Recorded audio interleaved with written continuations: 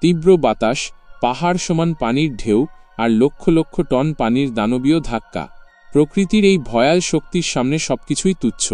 কিন্তু এই উন্মত্ত তাণ্ডবের মধ্যেই ইস্পাতের শরীর নিয়ে অবিচল দাঁড়িয়ে থাকে কিছু ভাসমান পর্বত, কার্গো জাহাজ। কিভাবে?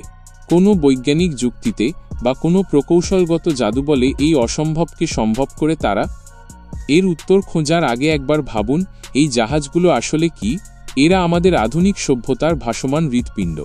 এরা যদি মাত্র একদিনের জন্য থেমে যায়, আপনার আমার চেনা পৃথিবীটা আর আগের মতো থাকবে না।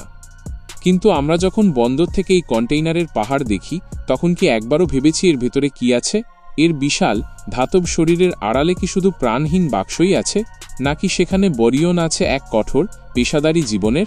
মৃত্যুর হাতছানিকে যারা প্রতিনিয়ত কাজের দক্ষতার মাধ্যমে পাশ কাটিয়ে আপনার আমার জীবনকে এতটা সহজ করে তুলেছে, তাদের জগৎটা আসলে কেমন? চলুন আজ আমরা সেই রহস্যময় জগতে প্রবেশ করি। আমাদের গন্তব্য পৃথিবীর অন্যতম বৃহৎ শিপিং কোম্পানি মার্স্ক লাইনের একটি দৈত্যাকার কন্টেইনার জাহাজ। এই জাহাজের খোল বা নিচের অংশটি অসংখ্য জলরোধী প্রকোষ্ঠে বিভক্ত। এটি জাহাজের বর্ম। কোনো কারণে এর কোনো অংশ ক্ষতিগ্রস্ত হয়ে পানি ঢুকলেও তা একটি নির্দিষ্ট প্রকোষ্ঠেই সীমাবদ্ধ থাকবে। কিন্তু শুধু বর্ম থাকলেই তো যুদ্ধ জেতা যায় না। আসল রহস্য লুকিয়ে আছে এর ভারসাম্য রক্ষার কৌশলে। জাহাজের পেটের গভীরে লুকিয়ে আছে তার ফুসফুস, বিশাল আকারের ব্যালাস্ট ট্যাঙ্ক। যখনই সমুদ্র ক্ষেপে ওঠে, জাহাজটি সমুদ্রের জলকেই পান করে নিজের শরীর ভারী করে তোলে, ঢেউয়ের বুকে গেঁথে দেয় তার নোঙর। আর জাহাজের সামনের দিকে পানির নিচে থাকা বালোবাস বাউ নামক অংশটি তলোয়ারের মতো ঢেউকে কেটে দুভাগ করে দেয়, তার শক্তিকে কমিয়ে দেয়। এই সবকিছুর পেছনে কাজ করে এক জটিল গাণিতিক হিসাব, যেখানে সামান্য ভুল মানেই মহাবিপর্যয়। প্রযুক্তি আর বিজ্ঞানের এই অবিশ্বাস্য সমন্বয় এই ইস্পাতের দানবকে হয়তো ভাসিয়ে রেখেছে। কিন্তু যে মানুষগুলো এই প্রযুক্তির চালক, তাদের কি হবে? এই 400 মিটার লম্বা জাহাজে নাবিকের সংখ্যা মাত্র 20 থেকে 25 জন।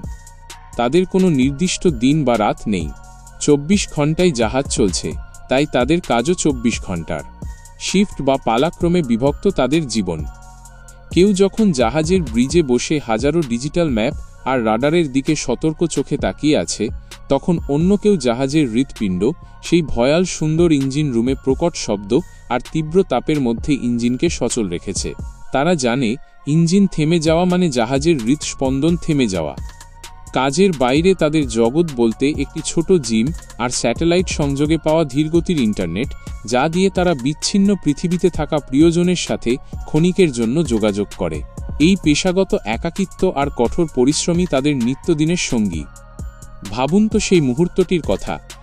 উত্তর আটলান্টিকের বুকে ঝড় উঠেছে। পাহাড়ের মতো উঁচু ঢেউ এসে আছড়ে পড়ছে জাহাজের ডেকের ওপর। লক্ষ টন পানির আঘাতে পুরো জাহাজটা কেঁপে কেঁপে উঠছে। ধাতব কাঠামো থেকে বেরিয়ে আসছে আর্তনাদের মতো শব্দ। কিন্তু জাহাজের ক্যাপ্টেন শান্ত। তার স্নায়ু ইস্পাতের মতোই কঠিন। তিনি জানেন ভয় পেলে চলবে না। তিনি তার জাহাজকে চেনেন। এই লড়াই কয়েক ঘন্টা বা কখনো কয়েকদিন ধরে চলে। এখানে আধুনিক প্রযুক্তি আর নাবিকদের অভিজ্ঞতা মিলেমিশে একাকার হয়ে যায়। ঝড় যখন শান্ত হয়, সূর্য ওঠে, তখন নাবিকেরা একে অপরের দিকে তাকিয়ে ক্লান্ত মুখে হাসেন। তারা জানেন আরও একবার মৃত্যুকে পাশ কাটাতে পেরেছেন। কিন্তু এই জয়ের খবর পৃথিবীর কেউ রাখে না। তাহলে এই জীবন তারা কেন বেছে নেয়? শুধু কি অর্থের জন্য, নাকি এটা এক ধরনের নেশা? সমুদ্রের সেই আদিম ভয়ঙ্কর সৌন্দর্যের নেশা? এই কন্টেইনার জাহাজগুলো তাই নিছকই ইস্পাতের কাঠামো নয়। এগুলো এক একটি চলমান রূপকথা, বিজ্ঞান ও প্রকৃতির লড়াইয়ের মহাকাব্য। আর এর নাবিকেরা, তারা এই মহাকাব্যের নায়ক, নীরব, প্রচার বিমুখ নায়ক। পরের বার যখন কোনো কন্টেইনারবাহী জাহাজ দেখবেন, তখন মনে মনে সম্মান জানাবেন সেই মানুষগুলোকে, যারা এই লড়াইয়ের অগ্রভাগের যোদ্ধা। তাদের ছাড়া আমাদের নিজেদের গল্পই যে অসম্পূর্ণ থেকে যাবে।